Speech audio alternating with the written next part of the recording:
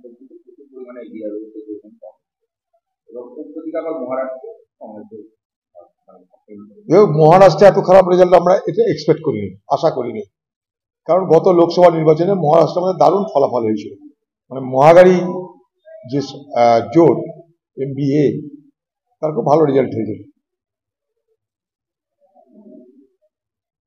কিন্তু এইবার গোটা নির্বাচনী মহলটাকে, নির্বাচনী বাতাবরণটাকে বিজেপি RSS এরা মিলে সম্পূর্ণভাবে ধর্মীয় মেরুকরণের রাস্তায় নিয়ে গেল।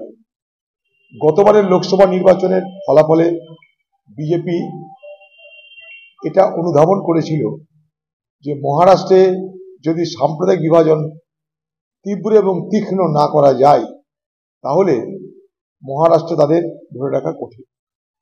তাই যে মহারাষ্ট্র গত কয়েক মাস আগে, মাত্র গত কয়েক মাস আগে মহারাষ্ট্র আগাড়ি যারা তাদেরকে যেভাবে সহযোগিতা করল, সেখানে কংগ্রেস, সেখানে উদ্ধব ঠাকরের শিবসেনা, সেখানে শরদ পাওয়ারের NCP, যেভাবে সেখানকার মানুষের সমর্থনটা পেলাম আমরা, এই নির্বাচনে আমাদের অনেক আশা থাকা সত্ত্বেও সেই ফলাফলটা আমরা দেখতে পেলাম না, সেই সমর্থনটা আমরা পেলাম না।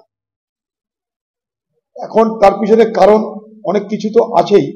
আমাদের একটা কারণ যেটা এখনই দেখতে পাচ্ছি সেটা যে তীব্র এবং তীক্ষ্ণ সাম্প্রদায়িক বিভাজন, বটেঙ্গে তো কাটেঙ্গের মতন তত্ত্ব। অর্থাৎ হিন্দুদেরকে বলা হচ্ছে আমরা যদি আলাদা হয়ে যাই সব আমরা বিপদে পড়ে যাব। মোদী গিয়ে বলছে এ খাই তো সে খাই, মানে সব হিন্দু এক হও তাহলে তোমরা বাঁচবে। অর্থাৎ ভারতবর্ষে হিন্দুদেরকে এক কাট্টা করে ভোট সংগ্রহ করার মোদী এবং যোগী, সেই সঙ্গে বিজেপি এবং RSS এর এই যে একটা সক্রিয়তা, তার ফলাফল বিজেপির পক্ষে গেছে।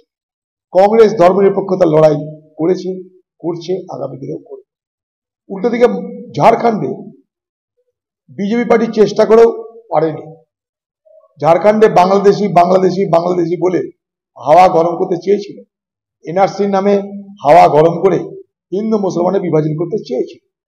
কিন্তু ঝাড়খণ্ডের হেমন্ত সোরেনের নেতৃত্বে সেখানকার আদিবাসী সমাজ, সেখানকার মুসলমান সমাজ এবং সেখানকার সাধারণ মানুষ তারা বিজেপির এই ধাপ্পাবাজিতে এবং বিজেপির এই প্রতারণার ফাঁদে তারা পা দেয়নি। তাই সেখানটায় আমরা জিতলাম। বাংলায় দেখা গেল